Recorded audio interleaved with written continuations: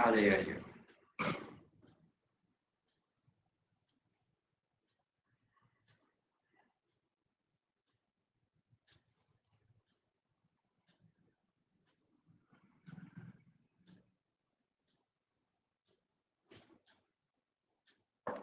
Good morning, good morning. मैं बढ़िया हूँ, आप बताइए।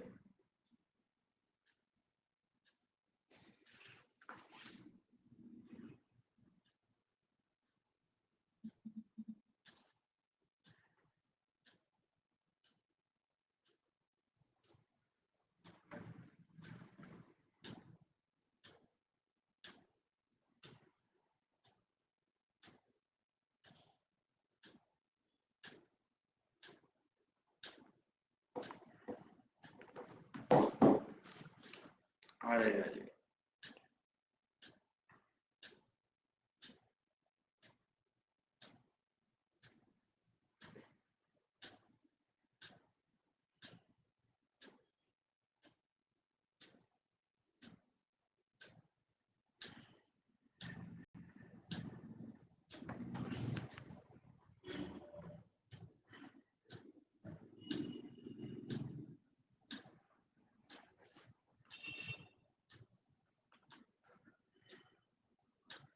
गुड मॉर्निंग बच्चे, सभी को गुड मॉर्निंग। आ जाओ आ जाओ आ जाओ।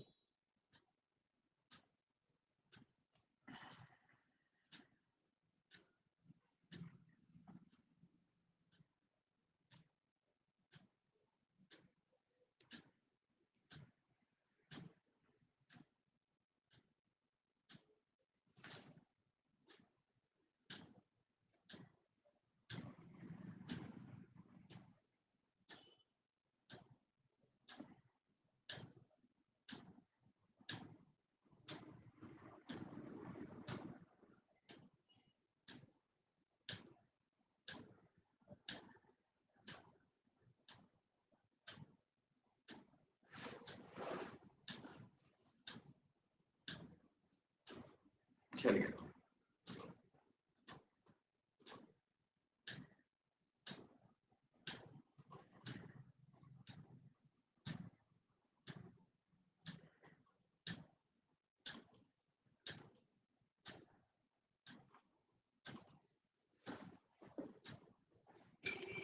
तो कल हमने कुछ चीजों को पढ़ा था, आज हम उन्हीं चीजों को थोड़ा डिटेल में एक्सप्लेन करेंगे। मतलब वैसे तो कल मैंने क्रक्स सभी का आपको बता दिया था, फिर भी उसके कुछ कुछ पॉइंट्स हैं जो आपको आज पढ़ेंगे। तो जो सैम्पलिंग है वो आपका दो तरीके का होता है, एक प्रोबेबिलिटी सैम्पलिंग और एक होता है नॉन प्रोबेबिलिटी सैम्पलिंग।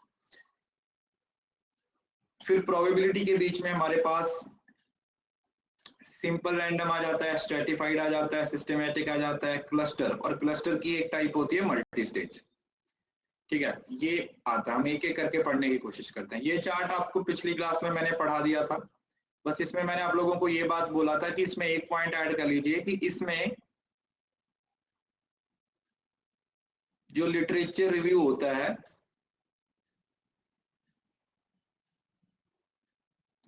उसका मेजर रोल होता है, और इसमें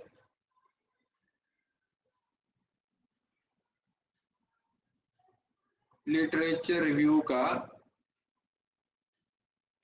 माइनर रोल होता है। ठीक है जी, ये पॉइंट आप लोगों को कल बताए थे। तो कल जब भी क्लास थी तो उसमें हमने ये पॉइंट्स को कवर किया था। आई होप कि आपको ये पॉइंट्स पता होंगे और आपने इन सारे पॉइंट्स को अपनी कॉपी पे नोट डाउन कर लिया। ये वाली हमने फोटो देखी थी, फिर से एक बार हम थोड़ा सा रिवाइज करते हैं। जब हम बात करते हैं सिंपल रैंडम सैंपलिंग की, तो सिंपल रैंडम सैंपलिंग का मतलब क्या हुआ कि आप सिंपली रैंडमली क्या कर रहे हो, कोई भी यूनिट उठा रहे हो। क्या कर रहे हो, रैंडमली आंखें बंद करके पूरी पॉपुलेशन में से कोई भी यूनिट उठा रहे हो। और ये तब यूज किया जाता है जब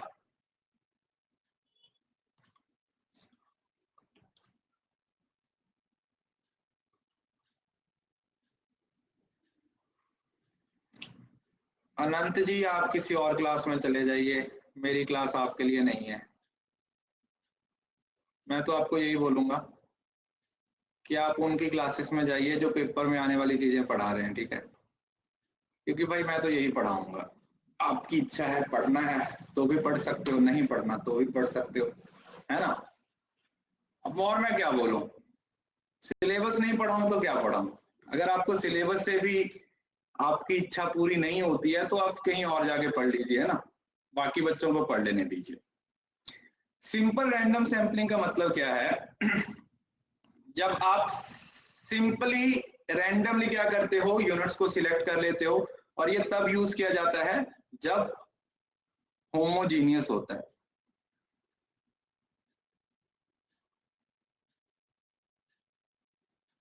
होमोजीनियस यूनिट्स पढ़ाई जाती मतलब होती है when there are homogeneous units.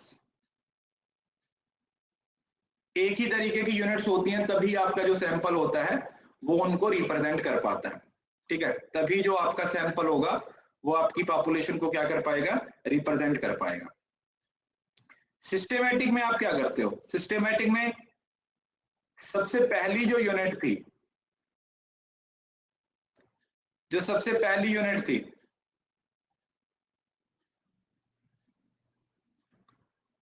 उसमें एक यूनिट को आप रैंडमली सिलेक्ट कर लेते हो, और उसके बाद फिर उसी के अकॉर्डिंग, जैसे अगर 3 है तो 6, 9, 12, 15, है ना, ऐसे जो ग्रुप चलता है।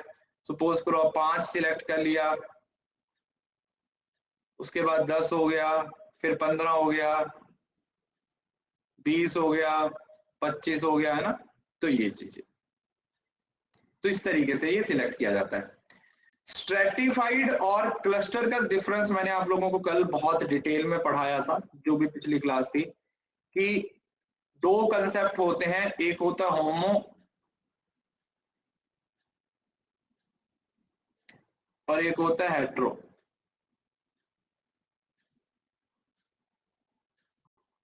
इसी तरीके से यहां पर भी होता है होमोजीनियस, और यहां पर भी होता है हेट्रोजीनियस। तो इसमें जो होमो होता है वो विद इन होता है, और जो हेट्रो होता है वो बिटवीन होता है। उसी तरीके से यहां पर जो होमो होता है वो बिटवीन होता है, और जो हेट्रो होता है वो विद इन होता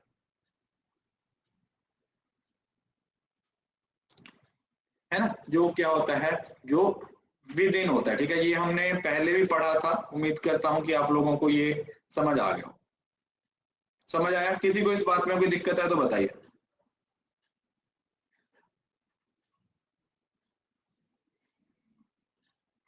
ठीक है जी, चल।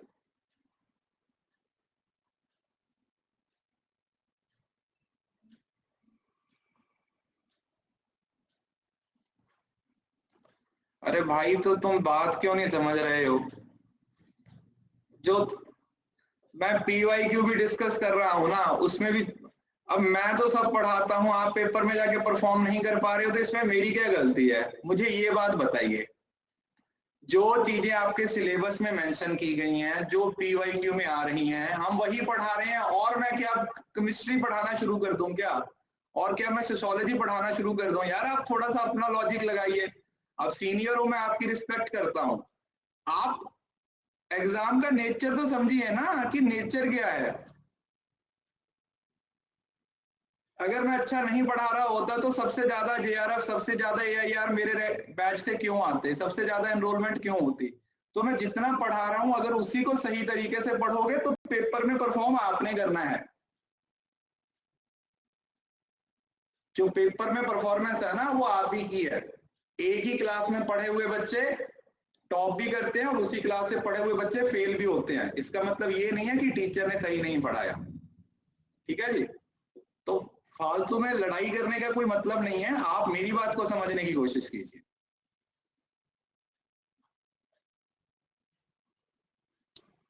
सिंपल रैंडम सैंपलिंग, देखो सिंपल रैंडम सैंपलिंग का मतलब क्या होता है, सेम आप क्या करते हो, अनबायस्ड सिलेक्शन होती है, ठीक है। मतलब आप इसमें एक होमोजेनिटी है, जो होमोजेनिटी होती है वो किसी भी तरीके की हो सकती है।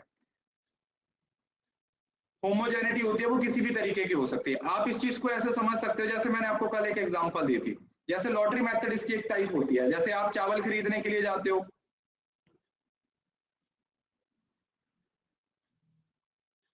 है ना। हम चावल खरीदने के लिए जाते हैं तो आप उसमें से क्या करते हो, एक निकालते हो, एक मुट्ठी भर के चावल देखते हो, और वो फिर उसको रैंडम क्यों बोलते हैं, why why it is called random. Random का मतलब क्या हुआ कि हम वो जो चावल है वो एक जैसे हैं, होमो हैं, एक ही तरीके के हैं, तो हम उस एक मुट्ठी जो आपने निकाली है उसी पे क्या कर सकते हो, उसी पे भरोसा कर सकते हो, उसी मुट्ठी पे आप क्या कर सकते हो, भरोसा कर सकते हो कि भाई बाकी सारे चावल इसी जैसे होंगे। अब वो अच्छे हैं तो सारे चावल अच्छे होंगे, और अगर वही बुरे निकले तो सारे चावल आपके क्या होंगे, बुरे होंगे। आप ये मान लोगे कि अगर अच्छे निकले हैं तो सारे चावल अच्छे होंगे, और अगर बुरा है तो उसमें अच्छा नहीं है तो आप बोलोगे कि सारे चावल ही बुरे हैं। अब ये लॉटरी मेथड होता है और एक टेबल ऑफ रैंडम नंबर होता है, ठीक है। ये इतने ज्यादा इंपॉर्टेंट नहीं है पेपर के पॉइंट ऑफ व्यू से। जैसे आप लोगों ने पढ़ा था लॉटरी मेथड, लॉटरी मेथड को फिश बॉल मेथड भी बोला जाता है,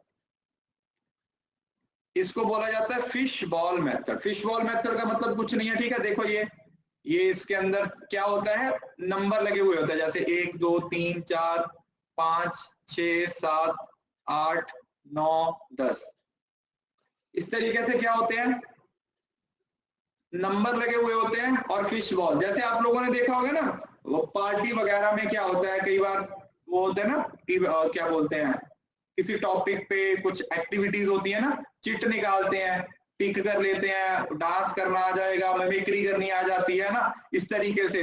तो वो क्या होता है, वो हम लॉटरी मेथड बोल देते हैं, जिसमें आप रैंडमली उसको सिलेक्ट कर लेते हैं।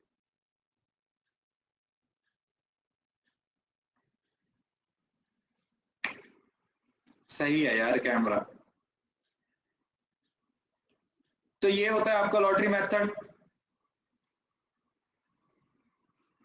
और टेबल ऑफ रैंडम नंबर, अब इसमें पता क्या होता है, इसमें हम जितने ज्यादा से ज्यादा नंबर क्रिएट कर सकते हैं, समझ रहे हो ना। जैसे अगर देखो, random table is so constructed all digits, so 0 से लेके 9 तक, 0 से लेके 9 तक क्या होता है, हम यूनिट्स को क्लासिफाई कर देते हैं, जैसे 001 002 003 ऐसे, मतलब समझ रहे हो ना। अगर 100 है तो 99 तक क्या करते हैं आप, यूनिट्स है वो बना लेते हैं, ठीक है। तो ये आपके वैसे पेपर में नहीं पूछा जाता, बट आपको इसकी कंस्ट्रक्शन है वो मालूम होनी चाहिए कि ये किस तरीके से कंस्ट्रक्ट होता है, और उसका नाम टिप्पट टेबल बोल दिया जाता है। कौन सा टेबल, टिप्पट टेबल, याद रखिए इसका नाम। This table is known as Tippett table, Tippett table है ना जी, टिप्पट टेबल बोलते हैं। इज इट क्लियर, किसी को इस बात में कोई दिक्कत, इसको हम बोल देते हैं टिप्पट टेबल।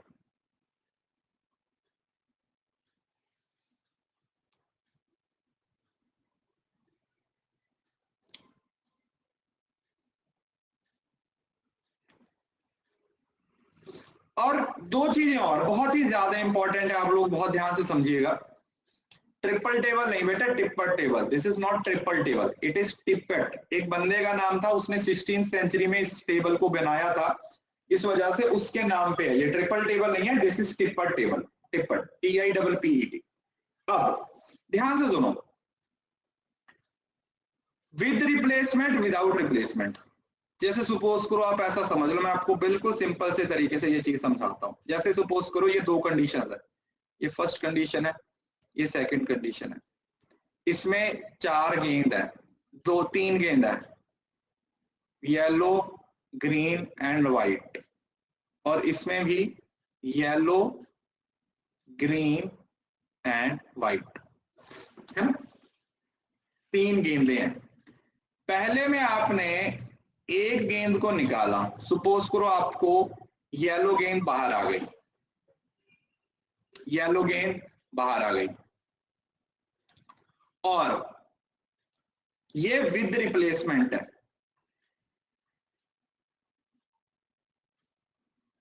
विद रिप्लेसमेंट का मतलब क्या हुआ, जब नेक्स्ट टाइम निकालेंगे तो येलो बॉल को फिर बीच में डाल देंगे।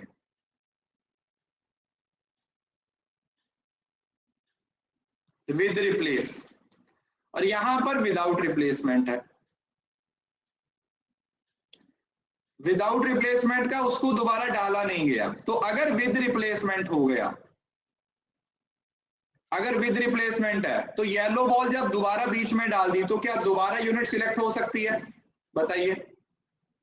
यस, बिल्कुल हो सकती है। अरे भाई येलो मैंने पहले निकाल ली, जब अगली बार निकालना तो units can be selected again, दोबारा सिलेक्ट हो सकती हैं। यूनिट्स क्या हो सकती हैं? दोबारा सिलेक्ट हो सकती हैं। क्यों? क्योंकि जब वो यूनिट को दोबारा बीच में डाल ही दिया गया बैग में, तो जब दोबारा निकालेंगे तो हो सकता है वो वापस आ जाए, हो सकता है वो वापस आ जाए, रहेगा तो रैंडम ही। विदाउट रिप्लेसमेंट का मतलब अगर आपने येलो बॉल निकाल ली तो आपने उसको रिप्लेस नहीं किया, येलो बॉल तो बाहर है, येलो तो बाहर आ गई, तो अब रैंडम उसको दोबारा, units can not be selected again, क्योंकि यूनिट है ही नहीं अंदर, है ना। जब यूनिट है ही नहीं अंदर तो दोबारा कैसे सिलेक्ट करेंगे? जब यूनिट है ही नहीं तो उसको दोबारा कैसे सिलेक्ट करेंगे? देखो विद रिप्लेसमेंट का मतलब क्या हुआ बेटा, पहले डाल दिया, पहले निकाल लिया और फिर से दोबारा डाल दिया, विद रिप्लेसमेंट। विदाउट रिप्लेसमेंट की नहीं, बाहर है तो बाहर ही है, अभी उसको दोबारा अंदर नहीं डाल रहे। तो इस तरीके के केसेस में जब वो यूनिट दोबारा अंदर चली गई है तो उसके सिलेक्ट होने के चांसेस दोबारा हैं, क्योंकि हो सकता है दोबारा फिर से वही यूनिट आ जाए। और यहां पर उस यूनिट को जब बाहर ही निकाल दिया तो फिर उसके सिलेक्ट होने के यूनिट, जब यूनिट प्रेजेंट ही नहीं है तो उसको सिलेक्ट कैसे करोगे बताओ, है ना। जब वो यूनिट उस स्लॉट में है ही नहीं तो वो दोबारा कैसे, यूनिट के दोबारा सिलेक्ट होने का मतलब क्या हुआ, वो यूनिट लॉट में चली गई है, वो यूनिट लॉट में दोबारा चली गई है ना, समझ रहे हो ना। जैसे आप ऐसा समझ लो, दो सिचुएशन है मैं आपको बताता हूं। सचिन खेल रहा है, यहां पे भी खेल रहा है और यहां पे भी सचिन खेल रहा है, ये विद रिप्लेसमेंट है और ये विदाउट रिप्लेसमेंट है। ध्यान से समझना, इससे ज्यादा अच्छे से समझ आएगा। विदाउट रिप्लेसमेंट, यहां पे सचिन आउट हुआ और वो दोबारा पवेलियन में चला गया, और यहां पे सचिन आउट हुआ तो अपने घर चला गया। तो जब वो पवेलियन में ही है ना तो वो दोबारा बारी लेने के लिए आ सकता है, दोबारा खेलने के लिए आ सकता है, लेकिन जब वो घर ही चला गया, वो टीम में ही नहीं रहा, तो उसको दोबारा कैसे सिलेक्ट करें? समझ आया? उम्मीद करता हूं सचिन के एग्जांपल से आप दिमाग में चीज बैठ गई होगी कि विद रिप्लेसमेंट और विदाउट रिप्लेसमेंट में क्या फर्क होता है।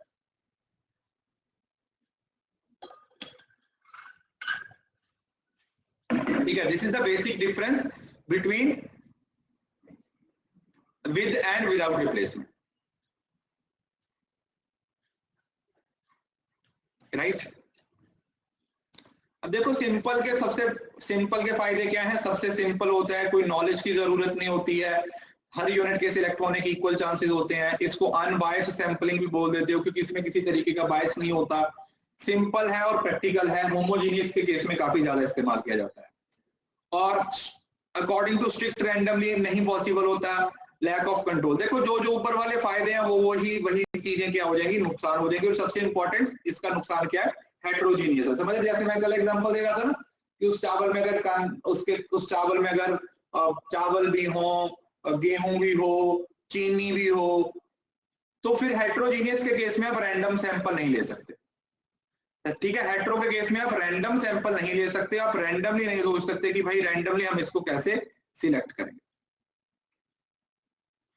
उसके बाद आता है सिस्टमैटिक। देखो सिस्टमैटिक को आप फिक्स्ड इंटरवल मेथड का नाम भी दे देते हो, फिक्स्ड इंटरवल। फिक्स्ड इंटरवल का मतलब कुछ नहीं होता, nth यूनिट बोल देते हैं, जैसे nth एलिमेंट या kth एलिमेंट, कुछ भी बोल सकते हो, kth एलिमेंट, nth एलिमेंट, मतलब इतने नंबर का, जैसे फर्स्ट, फोर्थ, सेवंथ, 10th, इस तरीके से। तो इसमें क्या करते हो आप, जो फर्स्ट यूनिट होती है उसको तो आप रैंडमली सिलेक्ट कर लेते हो। क्या कर लेते हो? जो आपकी पहली यूनिट होती है उसको आप क्या कर लेते हो, उसको आप एकदम से रैंडमली सिलेक्ट कर लेते हो। आपने पहली यूनिट निकाली, इसमें क्या करता है, आपने पूरी पॉपुलेशन को क्या कर दिया, नंबरिंग। इसमें पॉपुलेशन का फाइनाइट होना जरूरी है, याद रखिए। फाइनाइट पॉपुलेशन होगी तभी आप एक सिस्टम को फॉलो कर सकते हो। अगर अनगिनत लोग हैं तब आप इस मेथड को यूज नहीं कर सकते, ठीक है जी। अगर आपको पता ही नहीं है कि आपकी पॉपुलेशन कितनी है तब इस मेथड को यूज नहीं किया जा सकता। इस मेथड को सिर्फ तभी यूज किया जा सकता है जब आपको पता है कि आपकी पॉपुलेशन क्या है, फाइनाइट पॉपुलेशन है। फाइनाइट समझ रहे हो ना, फिक्स्ड, एक तरीके से आपको पता है कि कितनी है। तो उसमें क्या हो जाएगा, आप ऐसा सीमित, आप ऐसा बोल सकते हो कि सीमित है। जैसे सपोज करो ये है, अभी सपोज करो इसमें 100 लोग हैं, ठीक है, आपकी पॉपुलेशन 100 की है। तो आप क्या करोगे, हर यूनिट पे नंबर लगा दोगे 1 से लेके 100 तक, 1 से लेके 99 तक, ठीक है, 4 5 6 या 1 से लेके 100 तक, इस तरीके से। और उसके बाद आप फिर पहली यूनिट निकालो, पहली यूनिट निकालो। इवन ऑड की बात नहीं करते, इवन ऑड नहीं कर सकते। अरे इंडिया, अरे यार ये वहां पर यूज होता है जहां पर छोटी पॉपुलेशन होती है, फाइनाइट पॉपुलेशन होती है, लाखों करोड़ों अरबों में नहीं होती है। मतलब 100 200 500 1000 जब इस तरीके का केस होता है ना, वहां पर इसको इस्तेमाल किया जाता है। तो इसमें आप क्या करोगे, आपने पहली रैंडमली यूनिट निकाली, सपोज करो आपकी रैंडमली यूनिट आ गई 4। अब आपका सिस्टम कौन सा, वो डिपेंड करता है। देखो, या तो आप 4 का टेबल चला सकते हो अगर आपको थोड़ा बड़ा सैंपल चाहिए, या फिर आप क्या कर सकते हो, आप 4 14 24 34 44 सब आप पे डिपेंड करता है कि आप किस तरीके से सैंपलिंग का मेथड यूज करने वाले, ठीक है जी। आप जो सैंपलिंग का मेथड है वो किस तरीके से यूज करने वाले।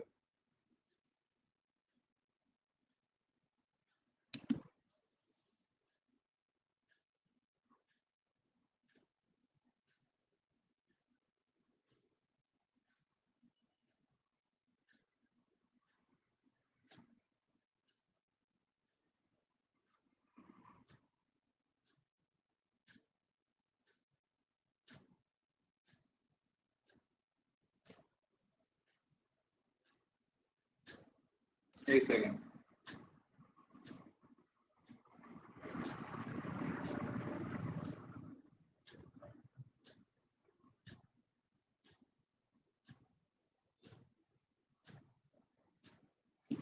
तो आप फिक्स्ड इंटरवल यूज कर सकते हो।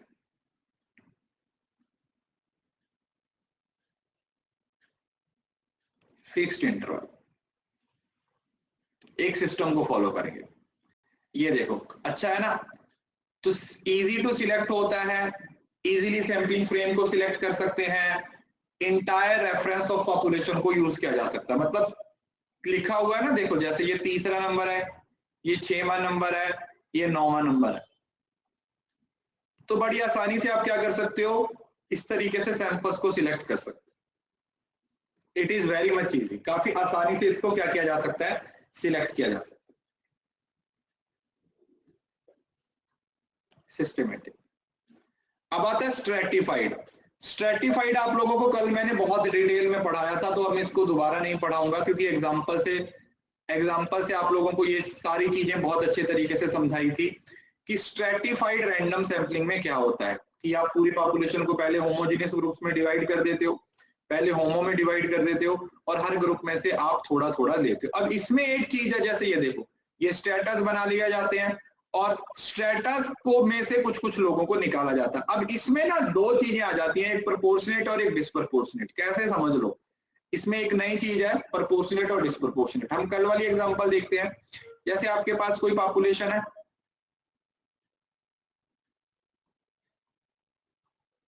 उसके आपने 3 ग्रुप बना दिए।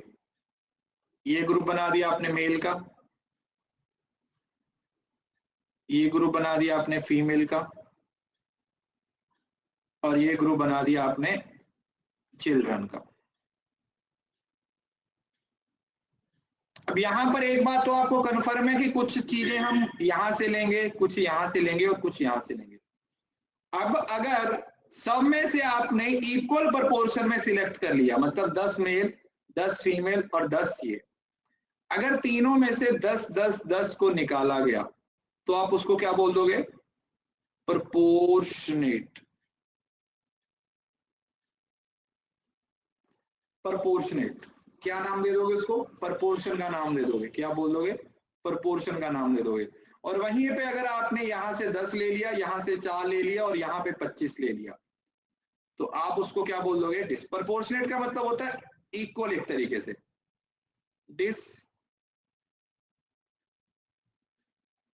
डिस्प्रपोर्शनेट, प्रपोर्शनेट की जगह पर डिस्प्रपोर्शनेट।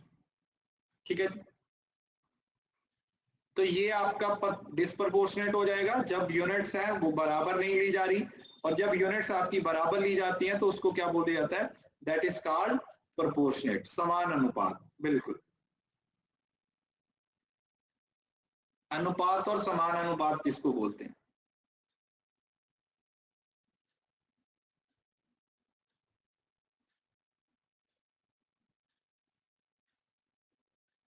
ठीक है जी, आ गया समझ? देखो पहले तो ये देखो, ये जो स्ट्रेटिफाइड रैंडम सैंपलिंग का ये तो मीनिंग समझ आ गया। अब उसके बाद क्योंकि आप हर यूनिट में से कुछ कुछ निकाल रहे हो, हर यूनिट में से कुछ कुछ निकाल रहे हो, हर यूनिट में से कुछ कुछ निकाल रहे हो, तो फिर अगर सबकी बराबर निकाल रहे हो तो फिर वो प्रोपोर्शनेट हो जाएगा, और अगर अलग अलग निकाल रहे हो तो डिसप्रोपोर्शनेट हो जाएगा।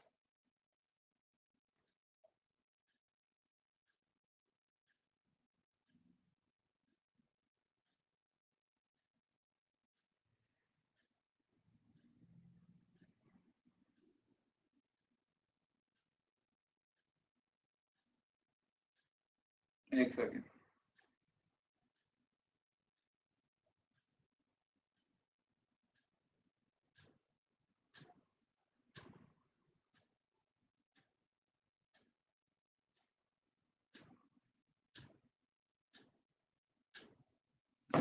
क्लियर? प्रोपोर्शनेट और डिसप्रोपोर्शनेट का मतलब क्या होता है?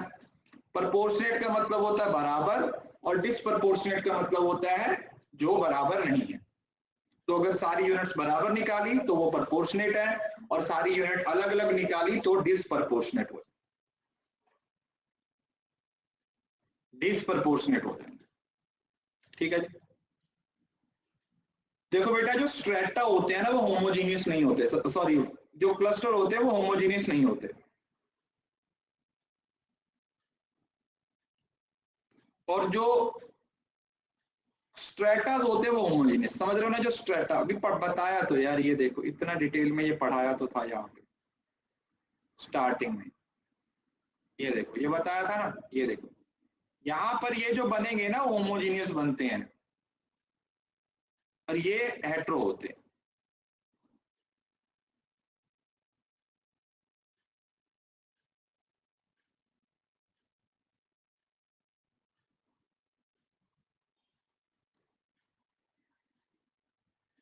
तो मेरिट्स और डीमेरिट्स है, पॉपुलेशन को आप एक सिस्टमेटिक वे में डिफाइन कर लेते हो, पूरी पॉपुलेशन आपकी आ जाती है, अनबायस्ड रिजल्ट आते हैं, तो इसमें कोई दिक्कत नहीं होती। बस इसमें सबसे बड़ा ड्रॉबैक क्या होता है कि जो नॉलेज है वो आप लोगों को पूरी पॉपुलेशन की डिटेल नॉलेज होनी चाहिए, और अगर आप उसको प्रॉपरली डिफाइन नहीं कर पाते हो होमोजीनियस में तो आपको रिजल्ट है वो सही नहीं।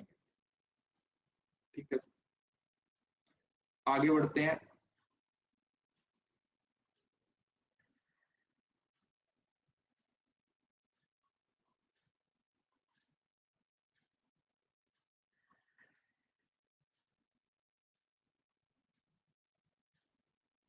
ओके, प्रिंसिपल ऑफ सैंपलिंग पढ़ने से पहले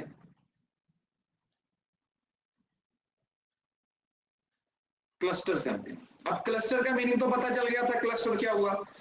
तो क्लस्टर जो होते हैं वो बनाए नहीं जाते, वो ऑलरेडी प्री एग्जिस्टिंग होते हैं, नेचुरली एग्जिस्ट करते हैं। क्या करते हैं? वो हमारे एनवायरमेंट में जो हमारी पॉपुलेशन है उसमें नेचुरली एग्जिस्ट करते हैं।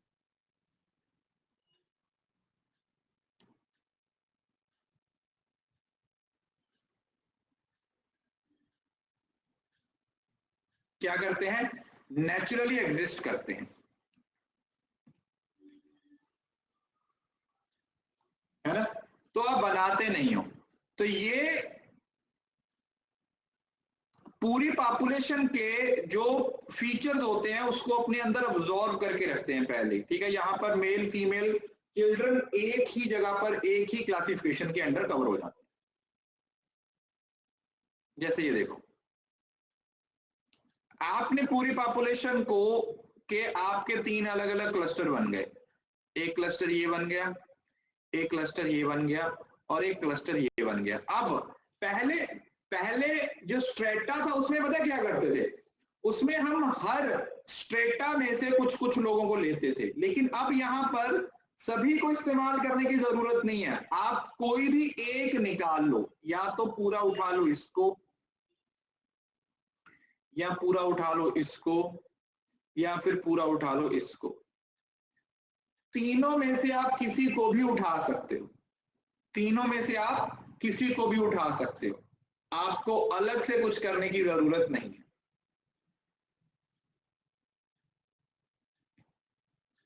ठीक है, होल ग्रुप को ही क्या कर लेते हो, आप सिलेक्ट कर लेते हो। अब ये देखो क्लस्टर है, तो naturally grouping within the population, ये देखो इसके फीचर्स लिखे हुए हैं, all units are cluster sampled और होल ग्रुप सैंपल्ड, और पूरे का पूरा ग्रुप ही क्या होता है, सैंपल होता है। और इसमें सबसे इंपॉर्टेंट पॉइंट पता है क्या, जो डिफरेंस और वेरिएबिलिटी होनी चाहिए ना, वो जितनी मैक्सिमम होगी उतना आपके लिए अच्छा है, जितनी ज्यादा वेरिएबिलिटी होगी उतना आपके लिए अच्छा है। More the variability more it will be better. अब ये चीज आपको और अच्छे तरीके से इसको क्लियर कर देगी। वैसे हमने कल इस चीज को पढ़ा भी था, स्टिल हम इसको पढ़ लेते हैं एक बार। यहां पर जो स्ट्रेटा होते हैं उसमें इंडिविजुअल एलिमेंट्स को सिलेक्ट किया जाता है, और यहां पर सब यूनिट्स को कलेक्टिवली सिलेक्ट किया जाता है। क्या किया जाता है, कलेक्टिवली सिलेक्ट किया जाता है। ये वो पॉइंट है जो इन दोनों को बहुत ही सिंपल से तरीके से क्या कर देता है, डिफरेंशिएट कर देता है। ये वाला वो पॉइंट है, कौन सा, कि जो होमोजीनिटी होती है इसमें विद इन द ग्रुप होती है, मतलब ग्रुप के अंदर अंदर होमो होगा, और हेट्रो बिटवीन द ग्रुप होती है। और यहां पर बिटवीन द ग्रुप होमोजेनिटी होती है और with in the group hetero होती है। हाँ, क्लस्टर में ऑल सैंपल को एक ही, मतलब पूरे ग्रुप को एक ही बार में आप क्या कर लेते हो, सिलेक्ट कर लेते हो। पूरे का पूरा ग्रुप ही आप क्या कर लेते हो, सिलेक्ट कर लेते हो। अब ये देखो, ये वाला पॉइंट भी है ना, बाइफर्केशन। जो स्ट्रेटिफाइड है वहां पर बाइफर्केशन किसके द्वारा की जाती है, रिसर्चर के द्वारा। कौन करेगा bifurcation, bifurcation will be done by the researcher. और यहां पर बाइफर्केशन रिसर्चर के द्वारा नहीं होती, यहां पर नेचुरली हो जाती है।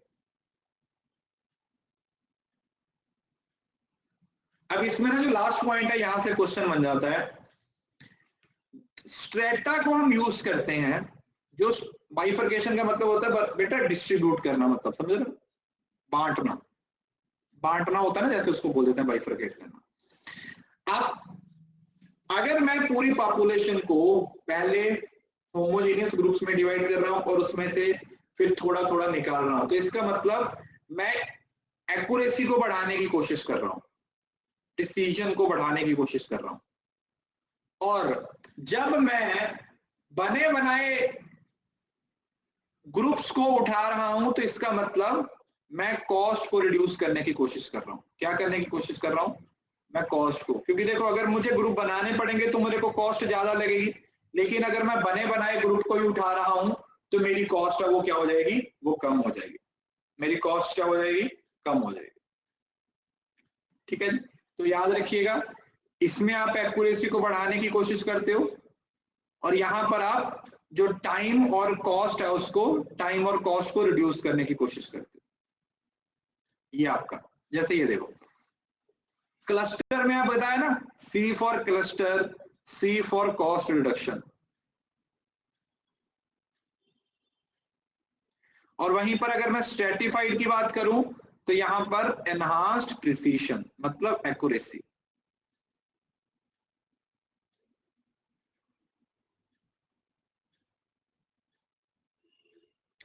एक्यूरेसी को बढ़ाने की कोशिश कर रहे हैं। रैंडमली सिलेक्टेड क्लस्टर्स, पूरे का पूरा क्लस्टर ही रैंडमली सिलेक्ट कर लिया, क्लस्टर 1, क्लस्टर 2, क्लस्टर 3 जितने भी हैं, और यहां पर आपने हर स्ट्रेटा में से कुछ यूनिट्स को रैंडमली सिलेक्ट कर लिया। यहां पर यूनिट्स जो बनाई जाती हैं वो नेचुरली हो जाती हैं, मतलब यूनिट्स होती है वो नेचुरली फॉर्म्ड होती हैं। और यहाँ पर रिसर्चर अपने हिसाब से क्या करता है, पॉपुलेशन को डिवाइड कर देता है। क्योंकि यहाँ पर आपने खुद से पॉपुलेशन को डिफाइन कर दिया, होमो बना दिया, तो यहाँ पर एरर्स हैं वो कम हो जाएंगे, क्योंकि यहाँ पर आप नेचुरली अकरिंग सिचुएशन में हो, तो यहाँ पर आपको एरर्स ज्यादा देखने को मिलेंगे। और होमोजेनिटी एक्सटर्नली बाहर से कंपेयर किया जाएगा तो होमो होते हैं, और ये इंटरनली पॉपुलेशन एक ही ग्रुप के अंदर के जो लोग होते हैं वो सेम होते हैं। अब क्लस्टर में single stage, 2 stage, multiple stage sample होते हैं। अब इसमें कुछ खास नहीं है, देखो सिंपल से तरीके से समझ लीजिए। जैसे मल्टी स्टेज है, चाहे आपका 2 स्टेज हो चाहे 3 स्टेज हो, मल्टी स्टेज में पता है क्या होता है, आप बहुत बड़ी पॉपुलेशन को धीरे धीरे क्या करते हो, कम करने की कोशिश करते रहते हो। जैसे आपको हाउस होल्ड तक डेटा तक पहुंचना है, तो आप सबसे पहले डेटा किसका कलेक्ट करोगे, आप स्टेट्स का डेटा कलेक्ट कर लिया। जब आपके पास स्टेट्स का डेटा हो गया, स्ट्रेटिफाइड होता तो देखो वैसे रैंडम है तो अनबाइज्ड ही होगा, बट वो एरर्स के पॉइंट ऑफ व्यू से देखा जाए तो वहां पर एरर्स हैं वो कम होते हैं। फिर स्टेट से आप डिस्ट्रिक्ट तक आ गए, डिस्ट्रिक्ट से विलेज आ गए, और विलेज से हाउस होल्ड आ गए। इसका मैं सबसे बेस्ट एग्जांपल देता हूँ, जितने भी आपके रियलिटी शोज होते हैं ना, वो मल्टी स्टेज सैंपलिंग से ही काम करते हैं। देखा होगा, जैसे सपोज करो इंडियन आइडल है, तो उसमें ऐसे ही होता है, पहले तो देखो कितने ही हजारों लोग आ जाते हैं, फिर दूसरी स्टेज पे कुछ सैकड़े रह जाते हैं, फिर उसमें से सपोज करो 16 को आगे लेके चले गए, उसके बाद फिर लास्ट में 4 रह जाते हैं, उसमें से 1 जीत जाता है। समझ गए ना? तो ये क्या है, जैसे इंडियन आइडल में प्रोबेबिलिटी, तो जैसे जैसे आप आगे की स्टेजेस में जाते जाओगे तो वैसे वैसे आपका सैंपल साइज क्या होता जाएगा, रिड्यूस होता जाएगा।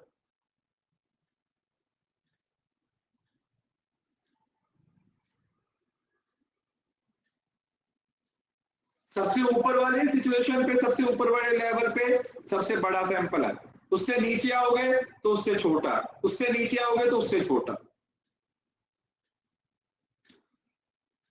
कम होता जाएगा। बिल्कुल धीरे धीरे क्या होता जाएगा, कम होता जाएगा। इसको हम बोलते हैं मल्टी स्टेज सैंपलिंग। ठीक है, इसमें कुछ खास नहीं है। क्लस्टर के फायदे नुकसान कुछ ज्यादा मैटर नहीं करते। ये वाली स्लाइड है, ये आपकी सबसे ज्यादा इंपॉर्टेंट स्लाइड है, जो आपके पूरे टॉपिक को बहुत अच्छे तरीके से डिफाइन कर रही है। देखो आप ध्यान से देखना, बहुत ही खूबसूरत स्लाइड है। देखो सिंपल रैंडम में क्या कर दिया, कुछ नहीं कर दिया। जैसे सारे अलग अलग लोग थे, आंखें बंद करके उसमें से हमने कुछ 6 लोगों को निकाल लिया। समझ रहे हो ना? आंखें बंद करके आप किसी को भी सिलेक्ट कर रहे हो, कोई फर्क नहीं पड़ रहा। ठीक है, आंखें बंद करके आप किसी को भी सिलेक्ट कर रहे हो, कोई फर्क नहीं पड़ रहा। और फिर स्ट्रेटिफाइड में आपने क्या कर दिया, स्ट्रेटिफाइड में आपने क्या कर दिया, पहले क्लस्टर बना दिया ना, 25% इसका, 50% इसका और 25% इसका। फिर कुछ इसमें से लिया गया, कुछ इसमें से लिया गया और कुछ इसमें से लिया गया, और देन क्लस्टर में पूरे का पूरा क्लस्टर उठा लिया, या तो ये वाला ले लो या ये वाला ले लो और ये। और मल्टी स्टेज में क्या करते हैं, पहले आप क्लस्टर बना लेते हो। याद रखिए जो मल्टी स्टेज है ना, वो किसकी टाइप है, वो क्लस्टर की टाइप है। मल्टी स्टेज है वो क्लस्टर सैंपलिंग की टाइप है, ना कि स्ट्रेटिफाइड की। It is type of cluster. जैसे क्लस्टर में काम होता है ना, उसी तरीके से आपका मल्टी स्टेज सैंपलिंग में, 2 स्टेज सैंपलिंग में, 3 स्टेज सैंपलिंग में काम होता है। इस तरीके से क्लस्टर्स की बात की जाती है, क्लस्टर की बात की, मल्टी स्टेज।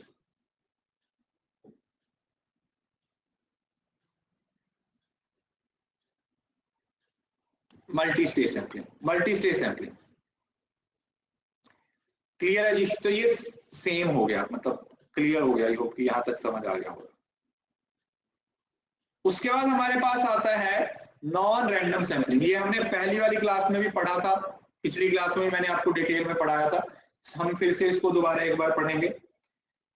हमारे पास कुछ टाइप्स हैं नॉन प्रोबेबिलिटी सैंपलिंग के मेथड के। हमारे पास क्या है, कुछ टाइप्स हैं नॉन प्रोबेबिलिटी सैंपलिंग मेथड्स के।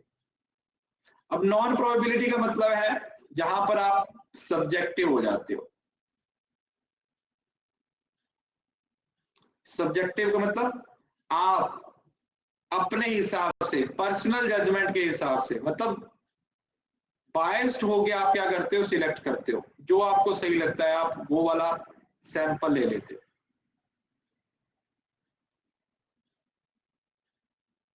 बायस्ड अप्रोच, तो आप इसको बोल सकते हो कि ये कहीं ना कहीं हमारा क्वालिटेटिव के अंदर आ जाएगा।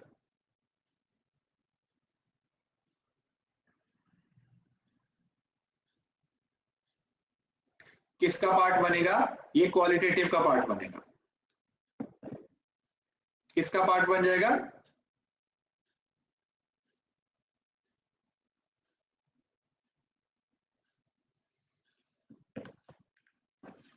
तो ये तो convenience sampling, judgmental sampling, quota sampling और स्नोबॉल सैंपलिंग।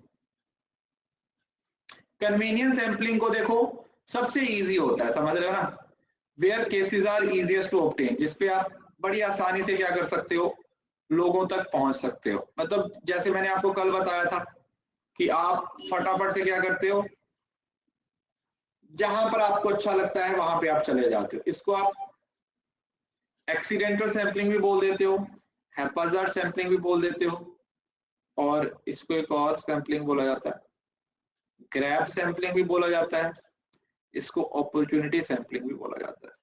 इतने सारे इसके नाम हैं। और ये सबसे बेस्ट किसके लिए होती है, ये एक्सप्लोरेटरी रिसर्च के लिए सबसे बेस्ट होता है, जहां पर आप चीजों को एक्सप्लोर करने की कोशिश करते हो। तो आप उसमें एक्सपेरिमेंट करते हो कि यहाँ से भी एक्सप्लोर करके देख सकते हैं, यहाँ से भी एक्सप्लोर करके देखा जा सकता है, यहाँ से भी एक्सप्लोर करके देखा जा सकता है। तो जहां से आपका दिल करेगा वहां से आप क्या करोगे, एक्सप्लोर करने की कोशिश करो।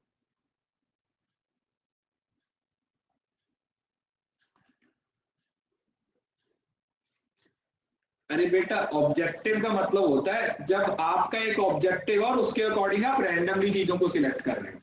यहाँ ऑब्जेक्टिव तो यहाँ पर भी होगा, मगर अप्रोच तो सब्जेक्टिव होगी ना, समझ रहे हो ना। अल्टीमेटली अगर आप एक कन्वीनियंस सैंपलिंग भी सिलेक्ट कर रहे हो तो उसके पीछे भी आपका कोई ना कोई ऑब्जेक्टिव होगा। ऑब्जेक्टिव तो होगा लेकिन आपकी अप्रोच ऑब्जेक्टिव नहीं हो पाएगी। आपकी जो अप्रोच है वो ऑब्जेक्टिव नहीं हो पाएगी, वो बायस्ड रहेगी। वो अप्रोच है वो आपकी बायस्ड रहेगी।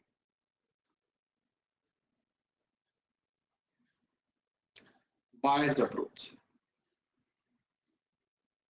बायस्ड। जजमेंटल सैंपलिंग पढ़ाएंगे अभी, इसके बाद आएगा। जैसे ये देखो बताया था ना, कन्वीनियंस सैंपलिंग में आप क्या करते हो, जैसे ये देखो आप किसी मॉल में गए मूवी देखने के लिए और वापसी पे आपने देखा कि बहुत सारे लोग हैं, चलो फटाफट ऐसे करते हैं, सबका सबसे डेटा ले लेते हैं, थोड़ा थोड़ा सबसे क्या कर लेते हैं, थोड़ा थोड़ा डेटा ले लेते हैं। अरे रैंडम नहीं हुआ बेटा, रैंडम नहीं हुआ। रैंडम में तो ये होता है ना कि किसी को भी आपकी इच्छा है, जो बंदा आपको पसंद आ रहा है, कोई देखने में अच्छा लग रहा है, उसके पास चले जाओगे तो रैंडम नहीं हो जाएगा ना। रैंडम का मतलब तो बाई चांस होता है। रैंडम का मतलब बाई चांस होता है, जिसमें कोई बायसनेस नहीं होती। जिसमें कोई बायसनेस नहीं होगी हम उसको रैंडम बोलते हैं, ये तो नॉन रैंडम हो जाएगा।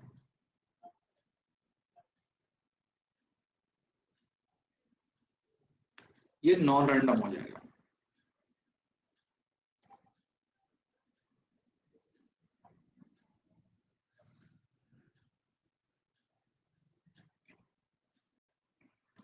अब आता है पर्पसिव। पर्पसिव होता है जो आपके एक्सपीरियंस, जिसको आप जजमेंटल का नाम दे देते हो, जिसमें आपकी जजमेंट काम करती है। जो हमारे सेल्स पर्सन है ना, जो सेल्स वुमेन है, सेल्स मैन है, उनकी परफॉर्मेंस आपने को कल बताया था। इस तरीके का सैंपल सिलेक्ट करने के लिए आपके पास एक पर्पस होता है। उस पर्पस के अकॉर्डिंग आप क्या करते हो, आप सैंपल को सिलेक्ट करते हो। डेलिब्रेट सैंपलिंग, जजमेंटल सैंपलिंग, जैसे मैंने बताया था ना क्रिकेट टीम।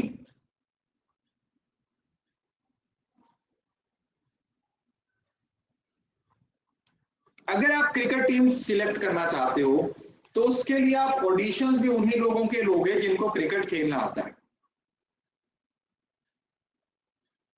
है ना। आप उन्हीं लोगों को सिलेक्ट करोगे भाई जिनको क्रिकेट खेलना आता है। जिनको क्रिकेट खेलना ही नहीं आता आप उनको कैसे सिलेक्ट कर लोगे? Those who know how to play the cricket. अगर ऐसे लोगों को लेके आओगे जिनको क्रिकेट खेलना ही नहीं आता तो वो फिर वो तो आपके काम के नहीं है, वो तो आपके काम के नहीं है किसी भी तरीके से। तो पर्पसिव सैंपलिंग जैसे मैंने बताया था कि टीचर देख रहा था कि जो लेट कमर्स हैं उनकी स्टडी करना चाहते हैं, तो इसमें आपका सैंपल कौन होगा? इसमें सैंपल यही लोग होंगे जो लेट आ रहे हैं, हर कोई आपका सैंपल नहीं हो सकता।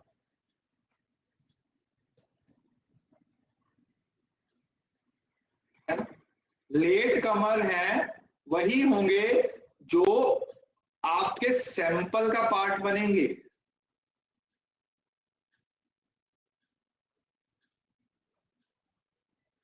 जो आपके सैंपल का पार्ट बनेंगे, है ना? तो इस वजह से तो पर्पसिव जजमेंटल सैंपलिंग में और एक पॉइंट और आता है कि इसमें जो आपकी जजमेंट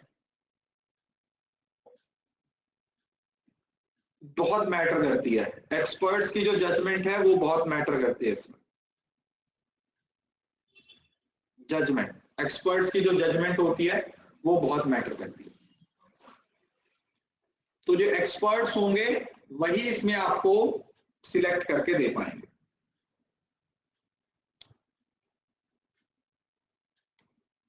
जैसे ये देखो, अब जजमेंटल सैंपलिंग में रिसर्चर को बीच में आना पड़ेगा। पूरी पॉपुलेशन के हिसाब से जो उसका ऑब्जेक्टिव है, जो उसका पर्पस है,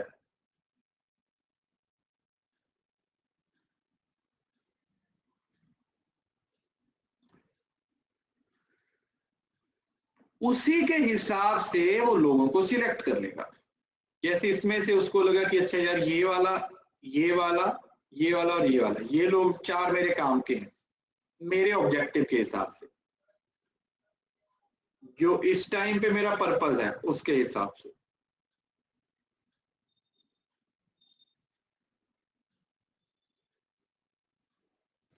जो इस टाइम पे मेरा पर्पस है उसके हिसाब से।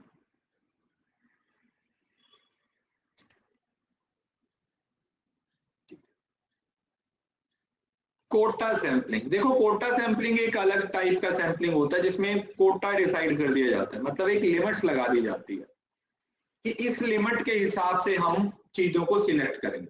ये हमारी एक लिमिट है और उसके हिसाब से हम यूनिट्स को सिलेक्ट करेंगे। और वो कोटा में आपके पास नॉलेज होती है, फिक्स साइज होता है। देखो, quota sampling is a non probability sampling technique where assembled sample has the same proportion of individual as the entire population divide। मतलब आप पॉपुलेशन को अलग अलग पार्ट्स में डिवाइड कर देते हो और उसके हिसाब से आप डिसाइड कर देते हो कि यहाँ से इतने लोगों को सिलेक्ट किया जाएगा, यहाँ से इतने लोगों को सिलेक्ट किया जाएगा, यहाँ से इतने लोगों को सिलेक्ट किया जाएगा। The quota sample method is used in marketing research.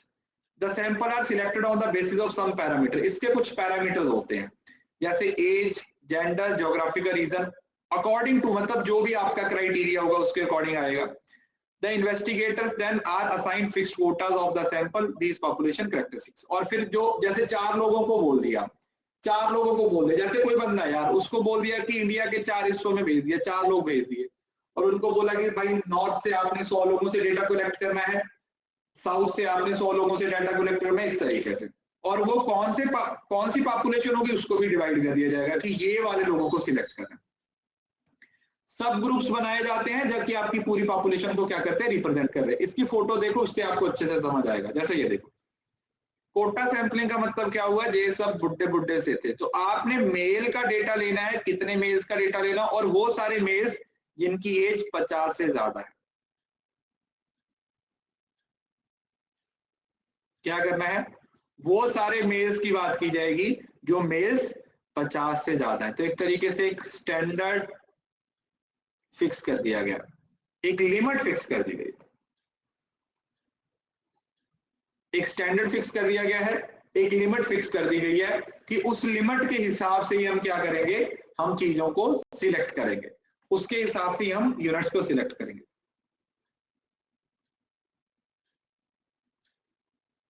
Clear है? इसको बोलते हैं कोटा सैंपलिंग, राइट।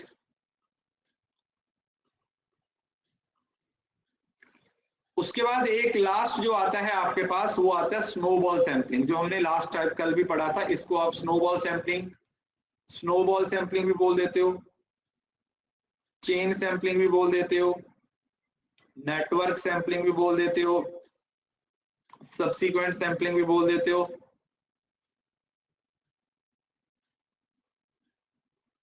क्वांटिटी भी लिमिट होगी और कंडीशन भी लिमिट होगी कोटा में। कितने लोगों से डेटा लेना है ये भी डिसाइड किया जाएगा, और कौन सी पॉपुलेशन को टारगेट करना है ये भी डिसाइड किया जाएगा। दोनों चीजों को टारगेट किया जाएगा, मतलब दोनों चीजों को आप डिसाइड करो, सिलेक्ट करोगे। ठीक है जी। तो इसमें आप कुछ नहीं करते, आप पहले एक नशेड़ी को ढूंढते हो,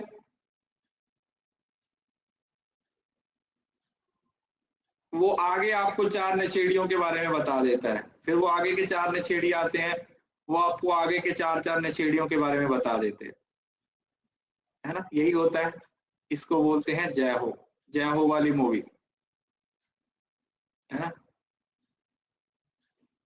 है ना?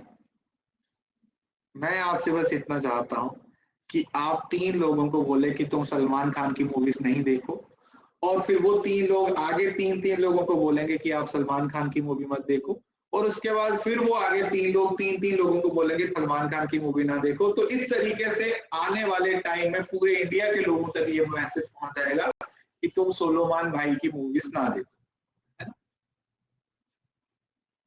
चलिए, मजाक कर रहा हूँ, दिल पे मत ले लेना, क्योंकि आप में से हो सकता है कोई सलमान खान का फैन हो, है ना? मैं तो नहीं हूं।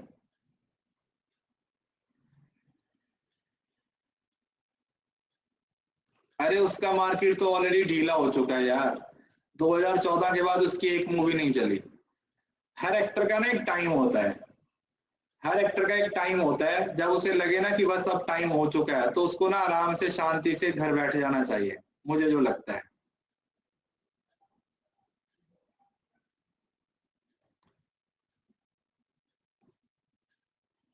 ना? ऐसा।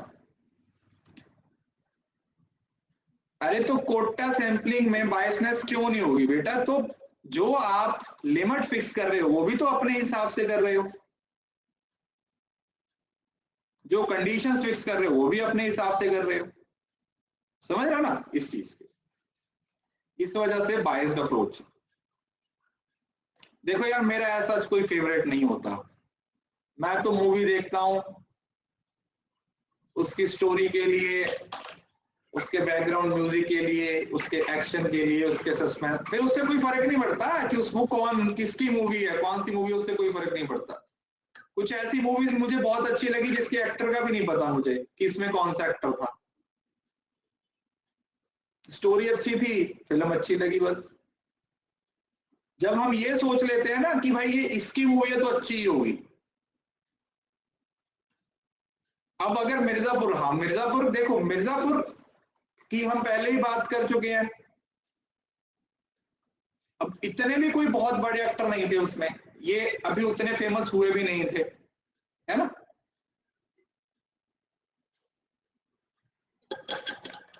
अब हो गए।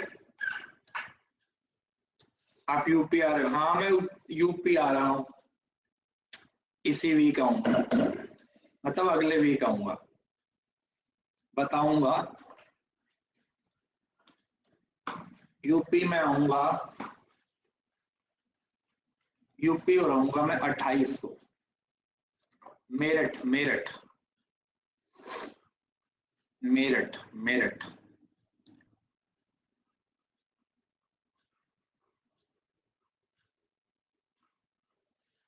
हरियाणा तो मैं अभी थोड़ी देर पहले आके गया था, ज्योति की शादी में। कौन सा डाउट?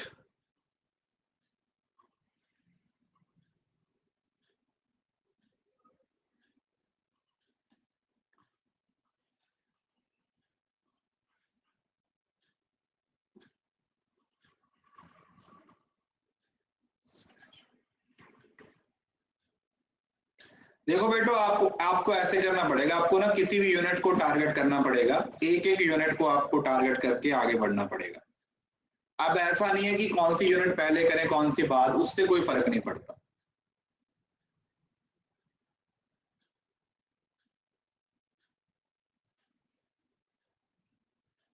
सर आप स्टूडेंट्स की शादी में, बिल्कुल।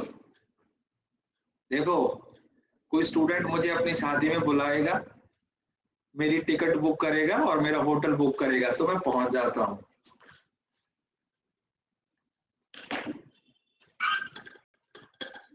और अगर आप ये सोचोगे कि सर आप अपने खर्चे पे आओ, आप खुद ही अपना टिकट बुक करो और खुद ही अपना होटल बुक करो, फिर थोड़ा ज्यादा हो जाएगा, है ना। फिर गलत है भाई, इतना नहीं। एक तो आपकी शादी में आए और उसके ऊपर भी आपकी शादी में हम खुद का खर्चा करके आए हैं, वो गलत हो जाता है। हाँ, तो मैं इस चीज में थोड़ा सा रैशनल तरीके से, अब कॉमर्स वाले हैं ना तो रैशनल तरीके से हम सोचते हैं। तो स्नोबॉल सैंपलिंग से आपको काफी बार क्वेश्चन पूछा गया है, हार्ड टू फाइंड, क्योंकि इसमें जो पार्टिसिपेंट होते हैं उनके बारे में आपको पता ही नहीं होता।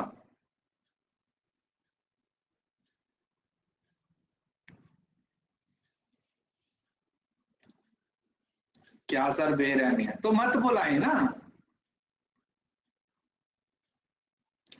आप देखो यार, एक तो मैं इतनी दूर से जाऊंगा, ऑब्वियसली बात है ना।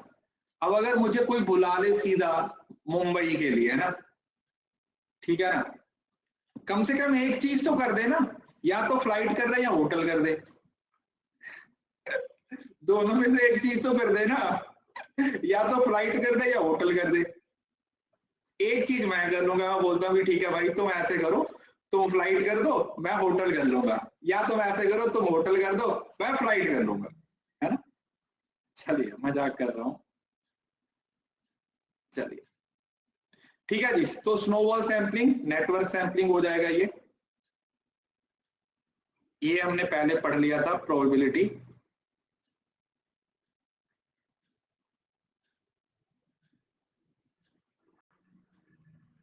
ये देखो, ये स्नोबॉल सैंपलिंग में क्या हुआ, ये था एक बंदा, पहले ये नशेड़ी पता चला, फिर इन्होंने आगे दो नशेड़ियों के बारे में बताया, फिर उन दो नशेड़ियों ने तीन तीन नशेड़ियों के बारे में बताया, और फिर ये चेन ऐसे ऐसे ऐसे ऐसे ऐसे ऐसे इतनी बड़ी हो गई, इतनी बड़ी हो गई। ये देखो कितने कितने नशेड़ी इकट्ठे हो गए।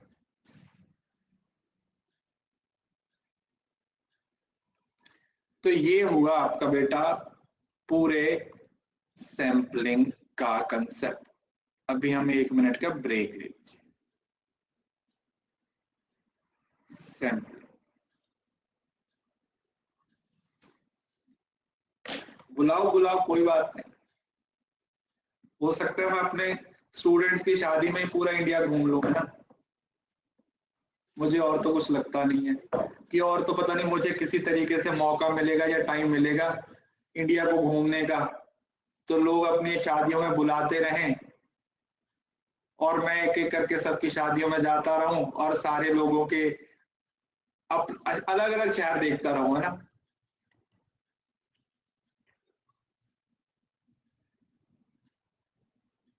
हाँ मैं मेरठ आ रहा हूँ, मेरठ।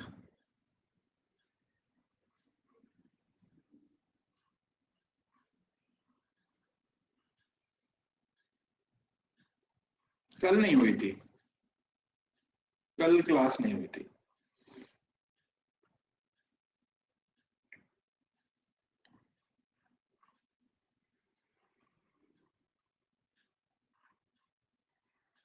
समझ आ गया सैंपलिंग। देखो सैंपलिंग से एक क्वेश्चन तो बेटा कंफर्म है,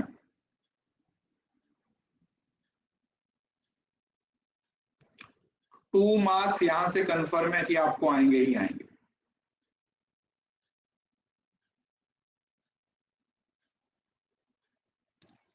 2 नंबर यहां से आपको कंफर्म है कि आएंगे ही आएंगे, ठीक है जी। तो इसको अच्छे से पढ़िएगा।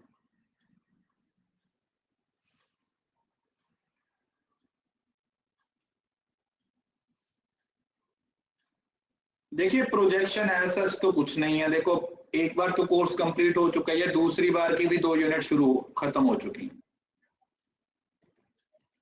Telegram channel commerce net achievers.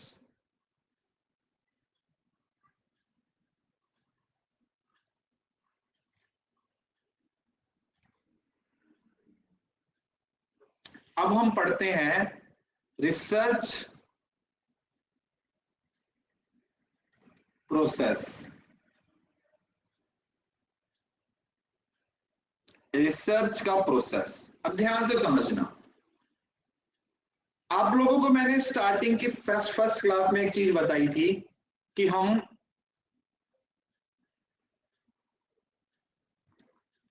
Research किसको बोल देते हैं कि हमारे पास एक प्रॉब्लम है और उसके सॉल्यूशन तक पहुंचने की हम बात कर रहे हैं। हमारे पास एक प्रॉब्लम है और हम उसके सॉल्यूशन तक पहुंचने की कोशिश कर रहे हैं। ठीक है। अब प्रॉब्लम से लेके सॉल्यूशन तक पहुंचने के लिए फर्स्ट सेम में दे सकते हो बेटा पेपर, आप फर्स्ट सेम में दे सकते हो। तो प्रॉब्लम से सॉल्यूशन तक जाने में आपको काफी सारे स्टेप्स की जरूरत पड़ेगी। यही स्टेप्स हैं, वो स्टेप्स होते हैं किसके? Steps of research. किसके स्टेप्स हैं? रिसर्च के स्टेप्स होते हैं। क्या होते हैं? रिसर्च के स्टेप्स होते हैं जो आपको बताते हैं कि हमें कब कौन से स्टेप की जरूरत पड़ती है। अब आप लोगों को जो ज्यादातर क्वेश्चन पूछा जाता है वो पूछा जाता है इनके सीक्वेंस के उससे रिलेटेड।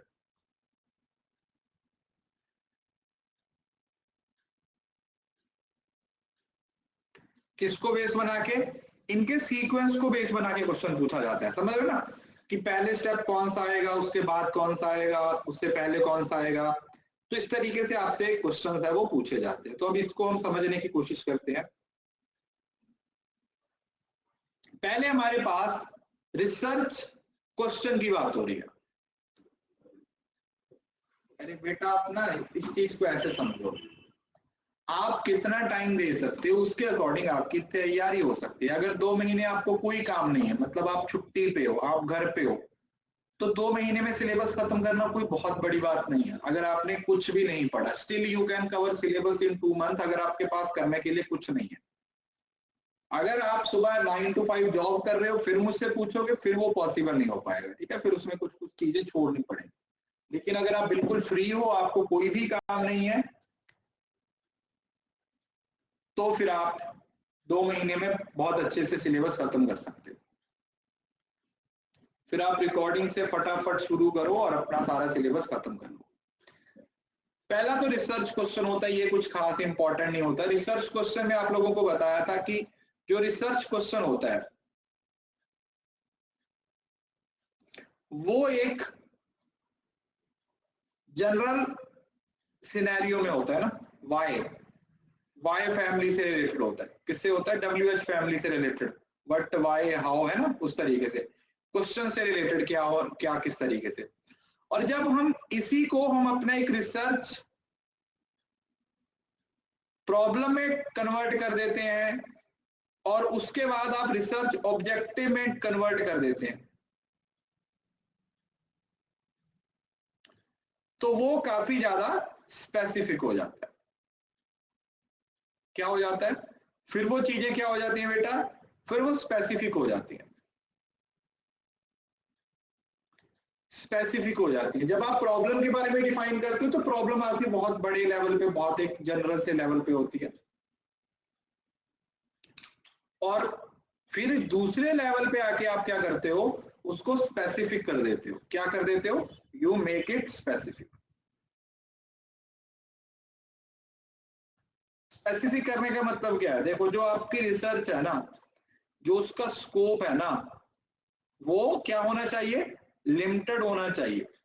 ये तो बात क्लियर है ना। कि जो भी आप रिसर्च कर रहे हो, जो भी आपका मतलब आपकी रिसर्च का टॉपिक है, उसका स्कोप है वो लिमिटेड होना चाहिए। लिमिटेड होने का मतलब क्या है कि भाई आपको पता हो कि आप इतनी देर में इतनी सारी चीजों पे ही काम कर सकते हो, आपके पास इतना टाइम है, इतने टाइम में आप इतनी सारी चीजों पे ही काम कर सकते हो।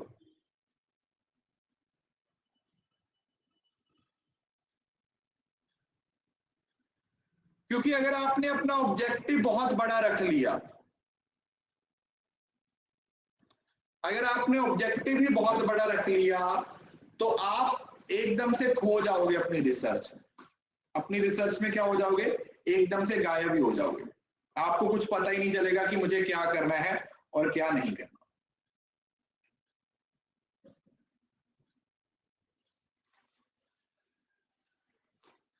सो जैसे हम एक रिसर्च क्वेश्चन की बात करते हैं, तो जो रिसर्च क्वेश्चंस होती है ना, वो आपकी एक तरीके से जनरल ऑब्जर्वेशंस हो जाती हैं। जैसे females are more intelligent, is females IQ is more, are females are more ambitious. मतलब एक सिंपल आप एक जैसे नॉर्मल की क्वेश्चंस होता है वो आप बना लेते हो सबसे पहले।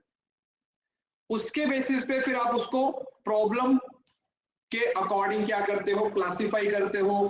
प्रॉब्लम के अकॉर्डिंग उसको आप छोटे लेवल पे लेके जाते हो, एक एक करके आप सारी चीजों को निकालने की कोशिश करते हो। तो रिसर्च प्रोसेस वही है, it is a journey from a problem to solution. ठीक है जी, ये क्या है, ये आपकी एक बेसिक जर्नी है जिसमें आपके पास एक प्रॉब्लम है और आप उस प्रॉब्लम का क्या ढूंढने की कोशिश कर रहे हो, आप उस प्रॉब्लम का सॉल्यूशन ढूंढने की कोशिश कर रहे हो। Is it clear? आपके पास एक प्रॉब्लम है बेटा और आप उस प्रॉब्लम का सॉल्यूशन ढूंढने की कोशिश कर रहे हो, और उसके लिए आपको जितने भी स्टेप्स लेने पड़ेंगे, जितने भी स्टेप्स की जरूरत पड़ेगी, वो सारी चीजें आपकी रिसर्च के स्टेप्स का पार्ट बन। तो देखो ये एक जर्नी है, और इस जर्नी में हमें दो चीजों के बारे में बहुत इंपॉर्टेंट चीजें पता होनी चाहिए। सबसे पहले तो कि हमें क्या फाइंड आउट करना है और हम उसको कैसे फाइंड आउट करेंगे। समझ रहे हो ना? फर्स्ट है कि आप क्या जानना चाहते हो, और फिर दूसरा उसको कैसे जानोगे, what and how. What and how.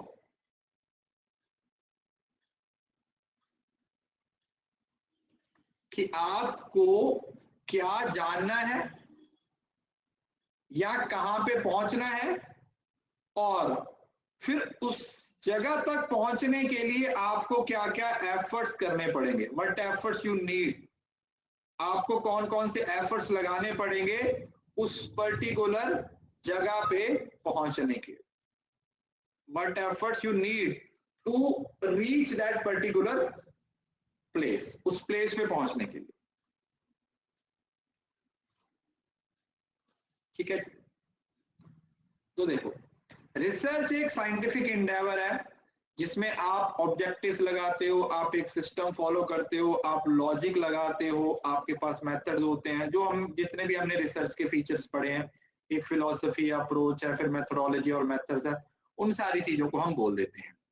तो जो साइंटिफिक मेथड है उसको हम साइंटिफिक क्यों बोलते हैं, why we call research a scientific endeavour, या साइंस क्यों बोला जाता है इसको।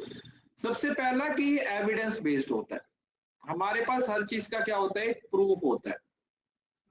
जिस चीज का आपके पास प्रूफ है, जिस चीज से रिलेटेड आपके पास फैक्ट्स हैं, उसको आप क्या बोल सकते हो कि ये तो भाई क्लियर है। जैसे आप अगर कोर्ट में भी हम बोलते हैं ना, किसी कोई केस चल रहा होता है, तो वो केस भी किसकी तरफ जाएगा, जिनके पास प्रूफ रहेंगे, है ना। जैसे बोलते हैं ना कि कोर्ट है वो तो भाई प्रूफों पे ही काम करता है, जिसके पास सबूत है, जिसके पास ये सारी चीजें हैं वो।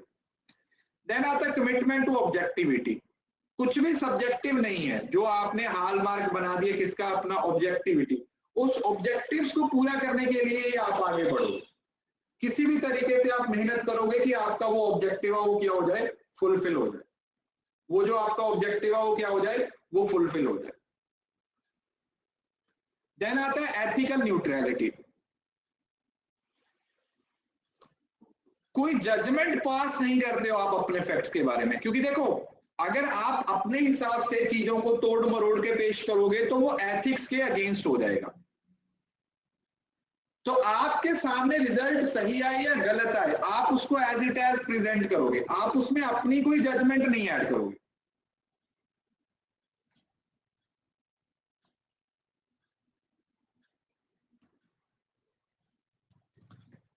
देन आता है वेरीफाइएबिलिटी। ये तो हमने पढ़ा ही था, 3 R's के बारे में पढ़ा था ना, 3 R's के बारे में पढ़ा था, रिपीटेबिलिटी, रेप्लिकेबिलिटी, रिप्रोडक्टिविटी। और लॉजिक और रीजनिंग प्रोसेस, आप दोनों तरीके के इंडक्टिव मेथड भी यूज कर लेते हो, डिडक्टिव मेथड भी यूज कर लेते हो। तो ये सारे मेथड्स आप क्या कर सकते हो, इस्तेमाल कर सकते हो। अच्छा, एक बात मैं आपको बतानी भूल गया था, आप लोगों को मैंने आरसी की फाइल शेयर की थी, 35 रीडिंग कॉम्प्रिहेंशन। डेली बेसिस पे 2-2 आरसी हैं, एक आरसी की प्रैक्टिस करनी शुरू कर दो। मैंने आपको पहले ही बताया था कि जो आरसी है ना, उनकी प्रैक्टिस लगातार करते रहोगे तो पेपर में आरसी जल्दी बन जाएगा। ठीक है, आरसी जल्दी बन जाएगा। अभी इससे पहले वाले जो 24 आरसी हैं वो भी मैं आप लोगों को 2-4 दिन के अंदर प्रोवाइड कर दूंगा, जो 2020 के पेपर्स के थे। दोस्तों 2020 में 24 शिफ्ट में पेपर हुआ था ना, तो उसके भी आरसी हैं, वो ऑलमोस्ट बन ही गए हैं, तो वो भी मैं आप लोगों को शेयर कर दूंगा 2-4 दिन के अंदर। तो आरसी आपके पास अच्छे खासे हैं, 70, 80, 90, 100 हैं, वो बनाएंगे।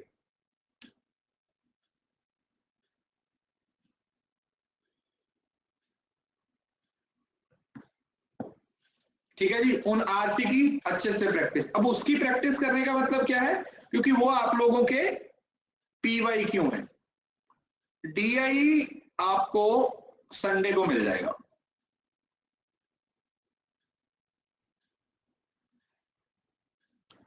डेटा इंटरप्रिटेशन आपको संडे को मिल जाएगा। हाँ, टेलीग्राम पे शेयर करूंगा।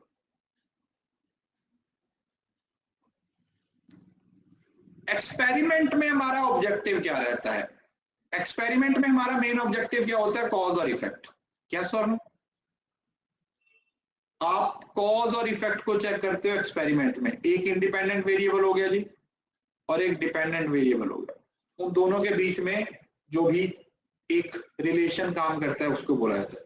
क्वाजी एक्सपेरिमेंटल में आप कॉज और इफेक्ट के सिर्फ एविडेंस को देखते हो। क्वाजी एक्सपेरिमेंटल था ना वही, जो आधा एक्सपेरिमेंटल हो जाएगा, जो कंप्लीट एक्सपेरिमेंटल नहीं है, जैसे पोस्ट फैक्टो वाला होता है, एक्स पोस्ट फैक्टो रिसर्च वाला वो। नॉन एक्सपेरिमेंट में तो आप कुछ नहीं बोलते हो, बाकी सारी टाइप्स नॉन एक्सपेरिमेंट में आ जाएंगी। कोरिलेशन, यहां पर दो वेरिएबल्स के बीच में रिलेशन होता है, लेकिन वो कॉज और इफेक्ट नहीं होता। जैसे मैंने आपको बताया था ना कि आपकी हाइट के साथ आपके वेट का रिलेशन, आपकी हाइट के साथ आपके वेट का रिलेशन,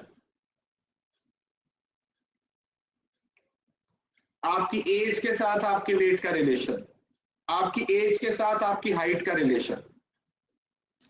और देन आता है डिस्क्रिप्टिव। डिस्क्रिप्टिव में तो कुछ होता नहीं है, डिस्क्राइब करते हो आप चीजों को एज इट एज।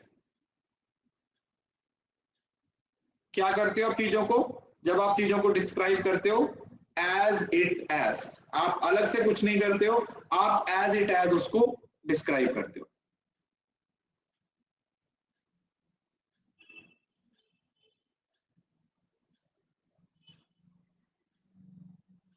क्लियर है? तो ये हम टाइप्स में काफी डिटेल में पढ़ चुके हैं। एक्सपेरिमेंटल क्या होता है, क्वाजी एक्सपेरिमेंटल क्या होता है, नॉन एक्सपेरिमेंटल क्या होता है, कोरिलेशनल क्या होता है, और डिस्क्रिप्टिव क्या होता है। प्रोसेस ऑफ नोइंग, ये हम पहले पढ़े थे। टेनेसिटी क्या होता है, अथॉरिटी क्या होता है, प्रायरी मेथड और साइंटिफिक मेथड। ये अथॉरिटी वाला मेथड। अथॉरिटी के बाद कौन सा था, प्रायरिटी मेथड को कौन सा मेथड बोला जाता है, इंट्यूशन, है ना। इंट्यूशन की बात की जा रही है, इंट्यूशन।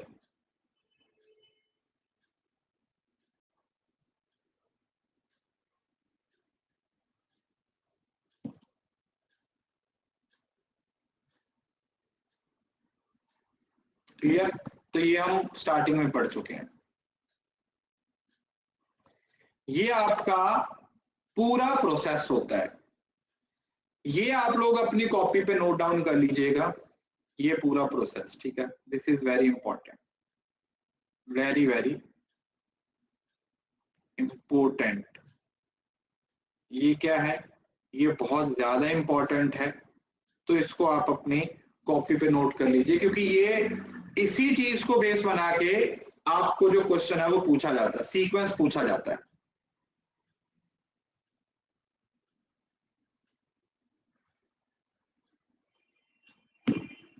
कि पहले आप अपनी रिसर्च प्रॉब्लम को डिफाइन करते हो, उसके जो कंसेप्ट्स वगैरह को रिव्यू करते हो और रिव्यू ऑफ लिटरेचर करते हो। जब आपका रिव्यू ऑफ लिटरेचर हो जाता है, उसके बाद आप फिर हाइपोथेसिस बना लेते हो, मतलब ऑब्जेक्टिव सेट कर लेते हो। उसके बाद आपका रिसर्च डिजाइन आता है, जिसमें सैम्पलिंग डिजाइन भी होता है।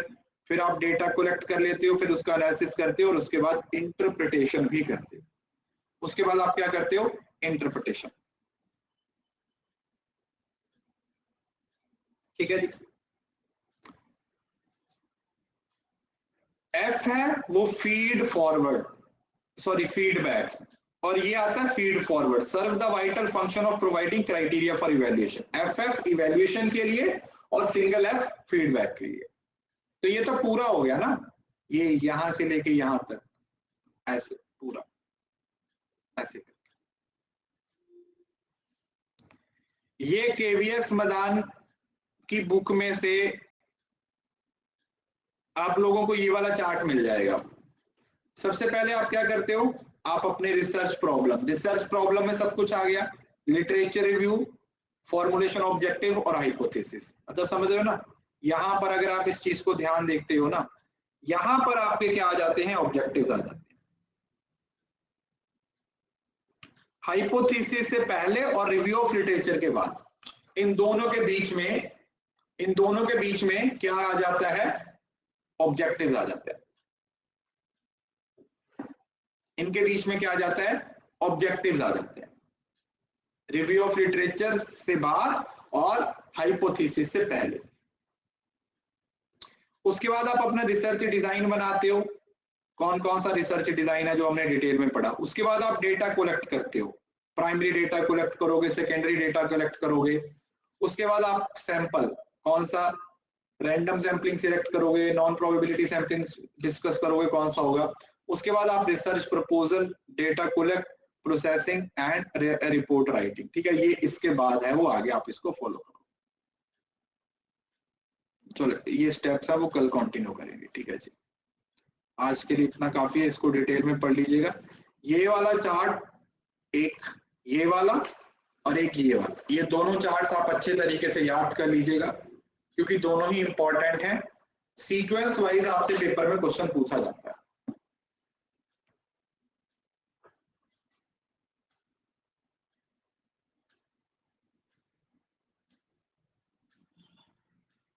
ठीक है जी, सीक्वेंस वाइज आपसे पेपर में पूछा गया। क्लियर।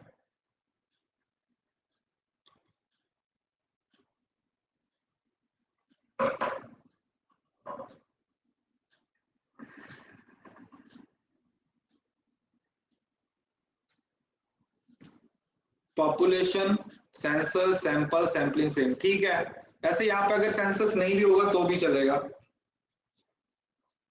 बाकी सीक्वेंस तो सही है। वैसे तो ये भी सही है, सेंसस का मतलब तो 100% हो जाता है। पॉपुलेशन, अगर पॉपुलेशन कोई सेंसस बोल दोगे तो भी इसमें कोई वो नहीं है। Population, census, sampling, sampling frame, और ठीक है ये सैंपलिंग यूनिट, मतलब सिंगल यूनिट आपकी जो भी जिसको आप बोल देते हो वो वाले सिंगल यूनिट आप इसकी बोल सकते हो, सैंपलिंग यूनिट।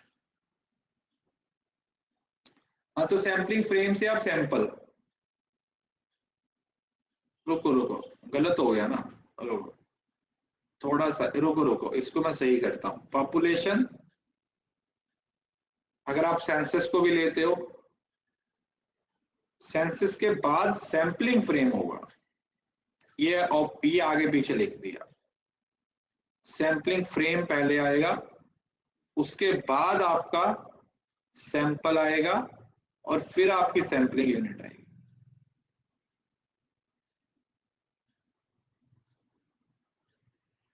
हाँ ये आगे आएगा, ठीक है, ये पीछे चल जाए ऐसे, ठीक है, क्लियर, समझ आ गया, ठीक है, उसमें थोड़ी सी मिस्टेक थी। हाँ हाँ वो बोल दिया वो, अरे वो ये तो कल डिटेल में पढ़ाया ना, सैम्पलिंग फ्रेम क्या है, जो असेसिबल है, मतलब पॉपुलेशन का वो पार्ट जो आप, जिसको आप इजीली एक्सेस कर सकते हो, जिसको आप इजीली एक्सेस कर सकते हो।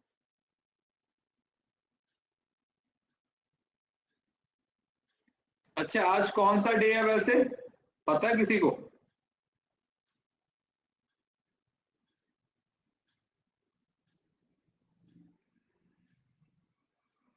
World water day, world sorry अर्थ डे है ना, सॉरी वाटर नहीं अर्थ डे है, ऐसे मैंने बताया था ना, वी करके, तो 22 मार्च को वाटर डे हो जाता है, 22 मार्च, और ई अर्थ डे 22 अप्रैल को।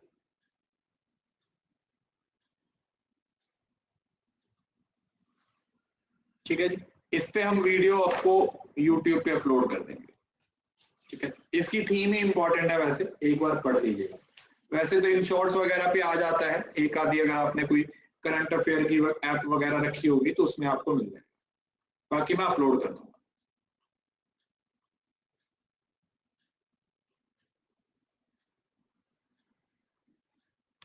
अरे शाम को 8:15 PYQ की क्लास चल रही है यार, कहाँ कौन सी दुनिया में घूम रहे हो आप लोग, मेरे को ये बताओ,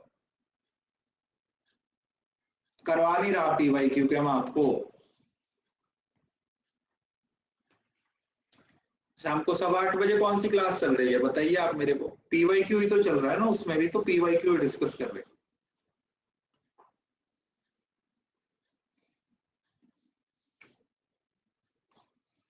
शाम को 8:15,